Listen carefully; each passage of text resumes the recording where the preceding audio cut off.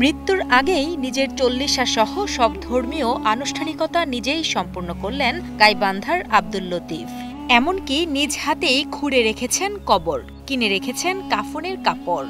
সব প্রস্তুতি শেষ করে এখন যেন নিজেই মৃত্যুর অপেক্ষা করছেন ৫৭ বছর বয়সী লতিফ।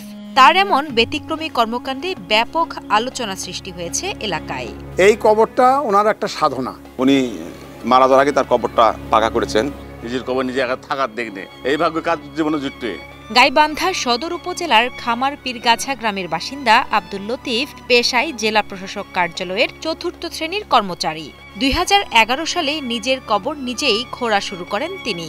ধীরে ধীরে মিস্ত্রি দিয়ে নিজের ইচ্ছে মতো সেটিকে পাকা করে তোলেন।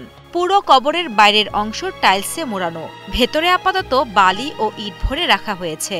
মৃত্যুর পর ব্যবহারের জন্য পাশেই রাখা হয়েছে ৪টি ঢাকনাও।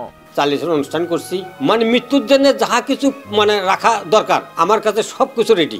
আমি মারা যাওয়ার পর একটি লোকও যেন বাহিরে না যাতে এই জিনিসটা আনবার চাই। ছেলে সন্তান না থাকায় মৃত্যুর পরবর্তী সময়ের যাবতীয় ধর্মীয় সকল কাজ নিজেই করেছেন বলে জানান আব্দুল লতিফ।